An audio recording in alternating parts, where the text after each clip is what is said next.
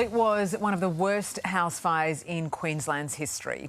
A father and 5 children tragically killed on Russell Island. Our next guest was the first to arrive on scene, risking his own life to save 4 others. Well, now he's been honoured for his heroic actions. Byron Tyra joins us now from Russell Island in Queensland. Byron, thank you so much for being with us. Look, 6 lives were lost that day, but it could have been a whole lot worse. Take us through what happened as you arrived at the scene.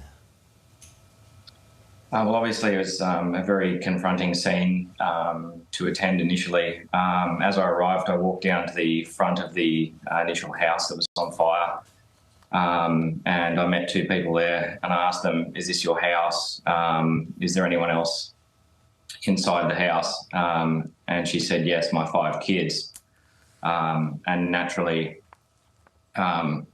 you know, you just have that sensation of that gut-wrenching feeling. And I made my way over to the house, and there was a Pajero in the driveway, and the wheels were already starting to smoke and kind of smoulder.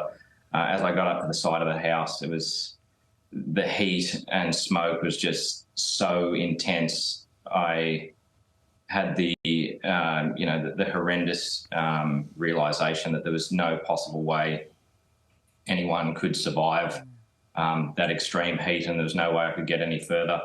As I turned around and started walking down the property, I noticed the house to my left had started to catch fire. So I made my way into that property, and there I met a family of 3. And I said, "Your house is on fire, you need to get out the front now. It's going to burn down." And they had obviously just been kind of woken quite early in the morning, and they were just in absolute disbelief, you know, that their house was going to burn down. As I was going out the front with them, I said, "Is there anyone else in your house?" And the mother said, "Yes, my husband is down the back." So I walked up into that house. And inside the kitchen had already caught fire. The curtains were well on fire. I made my way down the right side of the house where I reached the laundry, and it was around that point where there was an explosion, whether or not that was from the Pajero's fuel tank or a gas cylinder, but it shook the whole house, and there was just a surge of heat and black smoke just started billowing through the house. I opened 2 doors there and yelled out if there was anyone in there, and I wasn't able to see anyone, so I made my way back through the kitchen into 2 other bedrooms at the back of the house. And again, I yelled out if there was anyone in there, and I wasn't able to locate anyone. I came outside onto the veranda and made my way down the back of the house where I located a glass screen door. I opened that and located a gentleman who had obviously just woken up, and I said, "Mate, you need to get out, your house is going to burn down right now." And he seemed in complete disbelief, like he didn't believe what I was saying at all.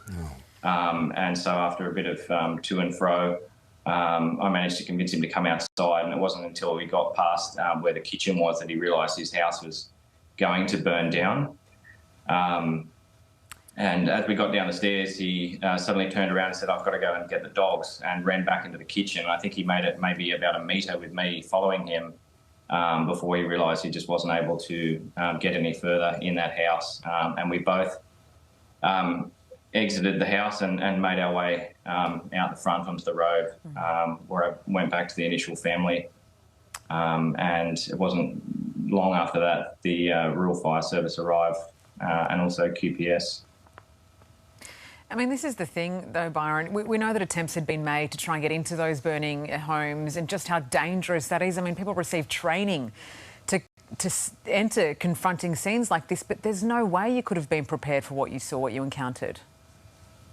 No, absolutely not. Particularly being so early in the morning, it was just incredibly confronting, and it's, you know, something I never expected.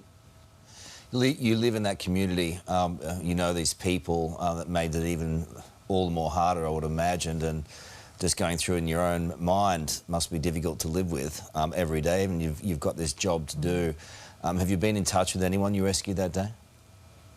Yeah, it was last week. I actually took a patient home past the property, and on my way back, I ran into the family from that second house, and I spent a while with them, and we had a long chat about everything that morning, and shed a few tears, just about how horrific and horrendous that morning was, and they let me know they'd found a cat sleeping in their burnt out bedroom, which has obviously escaped and come back into the house in the days following, and they had that cat in a cage, which was off to a vet, which was, it's nice they didn't lose any more animals in that fire. It's an extraordinary story and the toughest of stories for that family and everyone living on Russell Island. We appreciate you being on, my friend, and thank you for your great deeds that day. Yeah. Thank you. Have a good day. What a legend, hey? Yeah, incredible. Hey there, Today fans. Sarah and...